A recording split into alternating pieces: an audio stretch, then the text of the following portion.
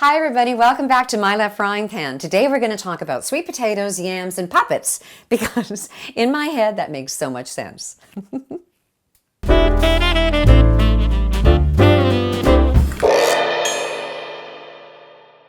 So if you want to see more Mairlyn, subscribe. It's absolutely free, or you can leave a like or leave a comment.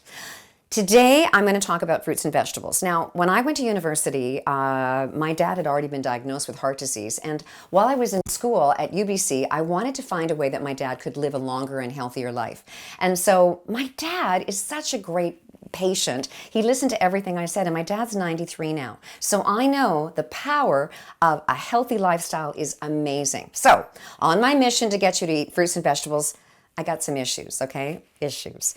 This one is the difference between a sweet potato and a yam because they get mixed up. They get their names and it makes me crazy. Now, I used to do it too, and then when I found out the difference, I said I had to tell everybody. So you've probably seen me rant on TV, Cityline, BT, in my books, whatever. So I'm going to try a different tact because, you know, here they are. The veggie players.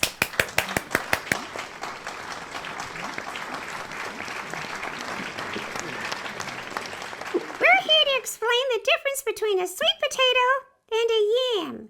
Now, I'm sick of being called a yam because I'm a sweet potato. Hold the phone. I'm a yam. I'm not sick of being called a yam. It's because you are a yam.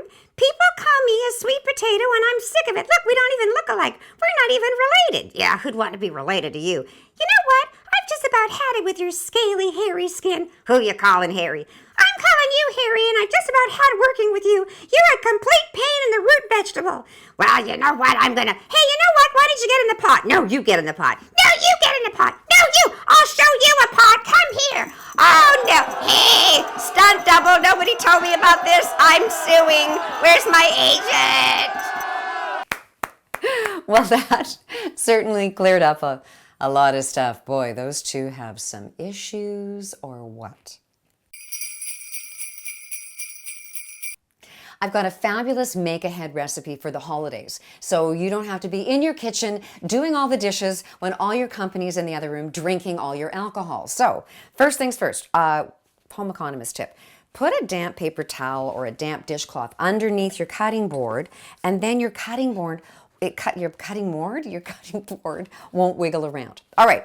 Sweet potato, we know it's a sweet potato. You're going to use about 4 of them, and don't buy a sweet potato that's bigger than your head. It's going to be kind of on the tougher side.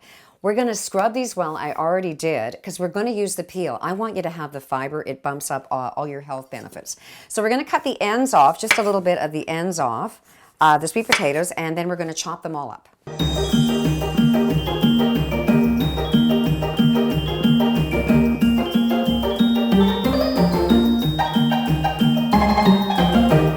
They're done. So they should all be about the same size, so they're all kind of cooking at the same time. You don't want a great big hunk and then a little tiny one because one will go mushy and one will be hard. All right, the next thing we're going to add is 2 peeled, a Cortland or a MacIntosh. You want an apple that's kind of squinchy, like you want to have it like this, because you want to actually give it liquid in the dish.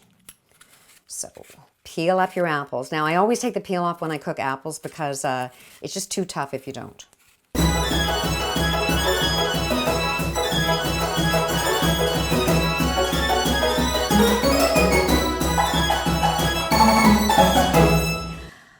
Okay, so we've got our apples and our sweet potatoes in the bowl, and you know what? If you think this is labor intensive, get one of your kids to come in the kitchen with you and peel and cut. It's a great way, especially if they're a teenage boy. The only time my son ever told me any good stuff was when he was helping me cook. Okay, so that's all in there. Now we're going to add a tablespoon of oil. I use canola oil because I like the heart-healthy benefits. That's one of the oils my dad switched to. And if you want, though, you can put some unsalted butter in here. You would have to melt it first, though. So you toss it around because you want the oil to sort of coat all of the fruits and vegetables in here. And then we're going to add a ½ teaspoon of cinnamon. You can get the recipe down below if you aren't following along too well. So toss that as well. You want the cinnamon to kind of coat everything. And then we're going to tip it into a prepared pan.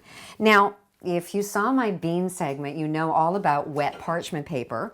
And my trick, once again, if you want to go see how you do it, check out my bean video. But I'm using wet parchment paper. I'm going to line my casserole dish with it. And you want enough kind of as a bit of an overhang. Then we're going to tip all of this in there.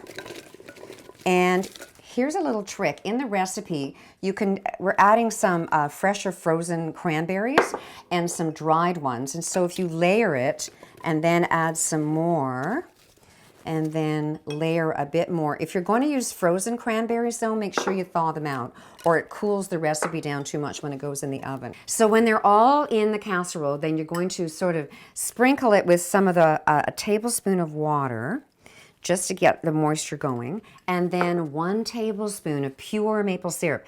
Don't be using pancake syrup, for the love. No, you want the real good stuff. Good old sugar maple juice. All right, so it goes on top. And then don't be worried you're going to eat the peel. The peel on a really beautiful sweet potato is not tough. So when you're choosing them, don't look for like old wrinkled up sweet potatoes. Think of a supermodel, young, thin skin. You're going to eat the skin. We're going to cover it all up, kind of like having a little nap.